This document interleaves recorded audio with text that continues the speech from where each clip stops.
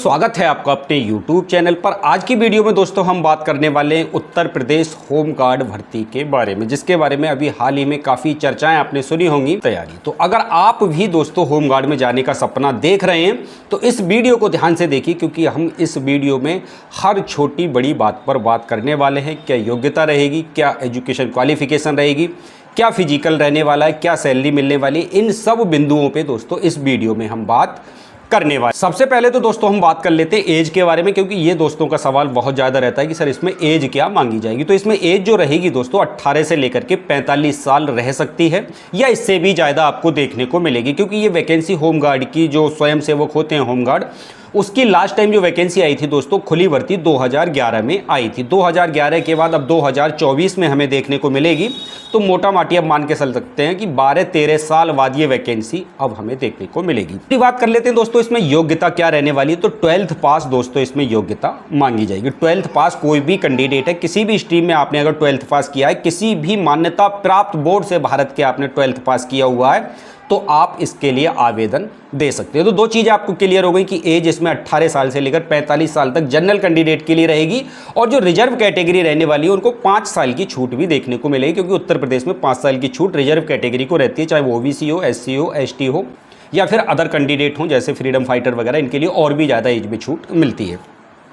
अगला पॉइंट रहेगा दोस्तों इसमें रिटिन परीक्षा को लेकर के। तो देखिए 2011 में जो वैकेंसी दोस्तों आई थी उसमें रिटिन परीक्षा नहीं कराई गई थी, 100 नंबर का फिजिकल रखा गया था, है ना। उम्मीद है इस बार की 100 नंबर की या फिर 50 नंबर की परीक्षा कराई जा सकती है, लेकिन आप 2011 की नियमावली के अनुसार ही समझ के चले कि इसमें फिजिकली कराया जाना। फिजिकल में क्या रहता है, 100 नंबर का फिजिकल रहता है। पहले तो आपकी दौड़ कराई जाती है, ऊंची कूद, लंबी कूद, और इसके अलावा गोला फेंक भी यहाँ पर कराया जाता है, पुशअप वगैरह भी कराए जाते हैं। इनके सबके अलग अलग नंबर डिवाइड होते हैं। जैसे रेस के नंबर, कोई अगर 1000 मीटर की रेस है या फिर 1600 मीटर की रेस है, कोई व्यक्ति अगर 5 मिनट में कंप्लीट करता है तो उसे 20 नंबर मिलेंगे, कोई व्यक्ति 6 मिनट में कंप्लीट कर रहा है तो उसे 15 नंबर मिलेंगे। इस हिसाब से दोस्तों यहाँ पर नंबर आपको दिए जाते हैं। ऐसे ही लंबी कूद का होता है कि जो 15 फीट मारेगा लंबी कूद उसको इतने नंबर मिलेंगे, जो 13 फीट मारेगा उसको इतने नंबर मिलेंगे। तो मतलब जैसा आपका फिजिकल स्टैंडर्ड है उसी हिसाब से आपको यहाँ पर नंबर दिए जाते हैं। तो इस आधार पर कुछ इसका सिलेक्शन प्रोसेस रहने वाला है। अगला हम बात कर लेते हैं दोस्तों कि इनकी सैलरी क्या रहती है। स्वयंसेवक होमगार्ड की वर्तमान में उत्तर प्रदेश में सैलरी क्या चल रही है। तो इससे पहले दोस्तों 375 रुपये चल रहे थे। होमगार्ड ने काफ़ी धरना प्रदर्शन करके सरकार से 125 रुपये और बढ़वा लिए। इसके साथ ही साथ ये सैलरी अब हो गई है 500 रुपये पर डे के हिसाब से। यहाँ पर होता ये है दोस्तों 500 रुपये पर डे सैलरी आपकी ज़रूर है।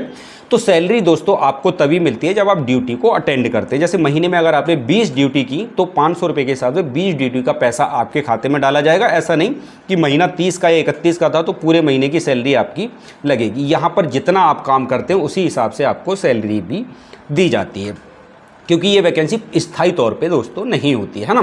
स्वयंसेवक इस वैकेंसी का नाम होता है होमगार्ड स्वयंसेवक। होमगार्ड दो तरीके से काम करता है, एक तो वैतनिक और एक अवैतनिक। इसमें दोनों तरह के कर्मचारी होते हैं। वैतनिक कर्मचारी अलग होते हैं और अवैतनिक कर्मचारी अलग होते हैं। अवैतनिक कर्मचारी को पर डे के हिसाब से मानदेय दिया जाता है। वैतनिक कर्मचारी जो होते हैं वो भारत उत्तर प्रदेश सरकार के हिसाब से जो सैलरी डिसाइड होती है वो दी जाती है।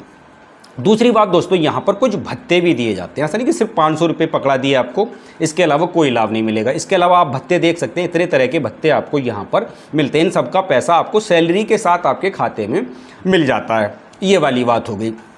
इसके अलावा आपने होमगार्ड में 3 साल की सर्विस दोस्तों कर ली, अगर आप होमगार्ड में 3 साल की सर्विस कर चुके हैं। इसके अलावा फिर उत्तर प्रदेश पुलिस कांस्टेबल की जो वैकेंसी आती है उसमें आपको अच्छी खासी छूट देखने को मिलती है, क्योंकि होमगार्ड का यहाँ पर जो वैकेंसी है वो रिजर्व रहती है यूपी पुलिस में। तो आपको एज में भी छूट मिलती है। यूपी पुलिस कांस्टेबल का अगर फॉर्म डाल रहे हैं और 3 साल आपने होमगार्ड में काम कर लिया और उधर यूपी पुलिस की वैकेंसी आ गई तो यहाँ पर आपको एज में भी छूट मिलेगी, फिजिकल में भी छूट मिलेगी, हाइट में भी छूट मिलेगी, और आपका जो मेरिट होगी वो अलग लगेगी होमगार्ड वालों की। यानी जनरल कैंडिडेट्स के साथ आपकी मेरिट नहीं लगेगी। होमगार्ड में जितने भी कैंडिडेट अप्लाई किए होंगे उनकी एक अलग मेरिट रहेगी। तो बहुत कम नंबर पे आप यूपी पुलिस कांस्टेबल में जा सकते हैं। एक तो ये लाभ हो गया दोस्तों। दूसरा लाभ ये हो गया, अगर आप सेवा में रहते हुए होमगार्ड हैं अगर आप, तो आपकी एक्सीडेंटल या फिर नेचुरल डेथ हो जाती है तो उस कंडीशन में आपको 5 लाख रुपए दिया जाता है। और यहाँ पे मृतक आश्रित कोटा भी दोस्तों चलता है। मतलब आपका बेटा है ना, या आप 2 भाई हैं, आपकी शादी नहीं हुई है, तो आप अपने छोटे भाई को ये नौकरी दिलवा सकते हैं। मतलब आप तो मतलब ये प्रावधान है, मृतक आश्रित का कोटा यहाँ पर लागू होता है। जैसे कोई व्यक्ति, उसका बेटा अगर योग्य है, इसके 12th पास है और वो फिट बैठ रहा है होमगार्ड बनने के लिए, तो उसके पिता की जगह उसको तैनाती दोस्तों दे दी जाती है। ये वाली बात ज़्यादातर विभागों में होती है, होमगार्ड में भी आपको देखने को मिलेगी। तो दोस्तों मैंने यहाँ पर आपको सारी चीज़ें क्लियर कर दी हैं।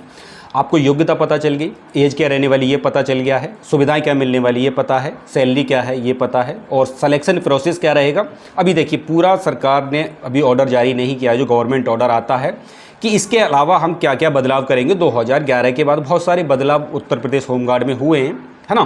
तो जो संशोधित नियमावली अब आएगी, उसके आधार पर चयन का क्या आधार सरकार रखेगी वो हमें देखने को आगे मिलेगा। लेकिन अभी तक जो सारी चीज़ें आप तक पहुंचाई है मैंने, ये 2011 की नियमावली के अनुसार हैं दोस्त। एक चीज़ दोस्तों यहाँ पर छूट गई, बहुत सारे दोस्तों का एक सवाल और रह गया कि सर इसमें हाइट कितनी मांगी जाती है। तो हाइट दोस्तों यहाँ पर जनरल कैंडिडेट्स के लिए, ओबीसी, एससी और जनरल के लिए जो हाइट मांगी जाती है वो 167.7 सेंटीमीटर मांगी जाती है, 167.7 सेंटीमीटर। वहीं अगर आप एसटी कैटेगरी से हैं तो 160 सेंटीमीटर मांगी जाती है। अगर वहीं आप पर्वतीय क्षेत्र से आते हैं तो हाइट और कम आपकी हो जाती है, ये वाली बात। चेस्ट की बात करें तो दोस्तों 78 सेंटीमीटर यहाँ पर चेस्ट मांगा जाता है, 78.8 सेंटीमीटर। इसके अलावा 5 सेंटीमीटर का एक्सपेंशन यानी कि फुलाव आपको दिखाना होता है। एक तो ये वाली बात हो गई, मतलब हाइट और चेस्ट आपको क्लियर हो गया। महिलाओं की अगर हम हाइट की बात करें तो दोस्तों महिलाओं की हाइट 152 सेंटीमीटर मांगी जाती है। अगर कोई बहन हमारी एसटी कैटेगरी से आती है तो उसकी हाइट और कम यहाँ पर मांगी जाती है। तो हाइट को लेकर भी बहुत ज़्यादा, मतलब बहुत हाइट नहीं मांगी जाती है। यूपी पुलिस कांस्टेबल से 0.3 सेंटीमीटर कम ही मांगी जाती है ना। 167.7 सेंटीमीटर हाइट एससी, ओबीसी और जनरल ईडब्ल्यूएस कैंडिडेट्स के लिए रखी गई है। एसटी कैंडिडेट्स के लिए 160 सेंटीमीटर रखी गई है। ये वाली बात आपको क्लियर हो गई। तो दोस्तों देखिए, अभी आपके पास अगर कोई रोज़गार ठीक ठाक नहीं है तो ये देखिए पूरी ओवरऑल सैलरी की अगर हम बात करें, आप महीने में 26 दिन भी ड्यूटी करते हैं, क्योंकि 4 ऑफ भी आपको मिलेंगे ही। तो अगर आप 26 दिन ड्यूटी करते हैं दोस्तों तो लगभग 13,000 रुपये सैलरी आपकी 500 रुपये के हिसाब से हो जाती है। इसके अलावा बहुत सारे भत्ते आपको मिलते हैं, है ना। 4-5 तरह के भत्ते अभी आपने देखे, ये सब आपको मिलते हैं। और अच्छी जगह ड्यूटी अगर आपकी लग जाती है ट्रैफिक वगैरह में, या फिर कहीं और अच्छी जगह ड्यूटी लग जाती है, तो दोस्तों टेंशन लेने की ज़रूरत आपको नहीं है। मतलब आप मोटा माटी मान के चल सकते हैं 20 से 25 हज़ार के बीच में आप सैलरी आराम से उठा सकते हैं यहाँ पर आकर के। साथ ही साथ दूसरे कंपटीशन एग्जाम की तैयारी कर सकते हैं। और एक अच्छा फ़ायदा आपको ये मिल रहा है कि 3 साल अगर आपने होमगार्ड में बिता लिए तो फिर आपको यूपी पुलिस कांस्टेबल में जाने का रास्ता बिल्कुल सीधा सीधा खुल रहा है। तो काफ़ी अच्छे पॉइंट हैं दोस्तों। और होमगार्ड विभाग में भी अपने कुछ वैतनिक पद भी आते रहते हैं, मतलब परमानेंट वैकेंसी आती रहती हैं, तो उसके लिए आपके लिए कोटा अलग से है। तो अगर आप दोस्तों इसमें जाने के बारे में सोच रहे हैं, 12th आपने पास किया हुआ, हाइट आपकी 167.7 सेंटीमीटर है, तो मुझे लगता है दोस्तों इससे अच्छा मौका आपको नहीं मिलने वाला है। तैयारी करते रहिए, बहुत जल्द ये वैकेंसी आपको देखने को मिलेगी। उम्मीद है कि सितंबर या अक्टूबर में इसके फॉर्म आपको देखने को मिले। सितंबर में संभावना कम है, अक्टूबर में आपको इसके फॉर्म देखने को मिल जाएंगे। और 2025 के मिड तक मुझे लगता है कि चीज़ें क्लियर हो जाएंगी आपको, मतलब सिलेक्शन प्रोसेस को आगे बढ़ा लिया जाएगा। और वैकेंसी पे भी काम अब सरकार कर रही है। आप भी जानते होंगे इसका नतीजा 2000 जो अभी हाल ही में इलेक्शन बीता है 2024 का लोकसभा का, यहाँ पर उत्तर प्रदेश में काफ़ी नाराज़गी यहाँ के युवाओं ने जताई है। तो सरकार इसको लेकर के काफ़ी काम कर रही है, रोज़गार को लेकर के। तो चीज़ें मुझे लगता है ठीक होने वाली हैं दोस्तों। आप तैयारी करते रहिए, जो भी संशोधन इसमें होकर के आएगा, जब भी इसका कोई भी न्यूज़ इससे संबंधित आएगी, आप हमारे चैनल को जरूर सब्सक्राइब कर लें, जिससे कि आपसे आने वाले वीडियो का नोटिफिकेशन मिस ना हो। आप लोगों से दोस्तों मुलाकात होगी एक अगली वीडियो में। वीडियो देखने के लिए आपका बहुत बहुत धन्यवाद। जय हिंद, जय भारत।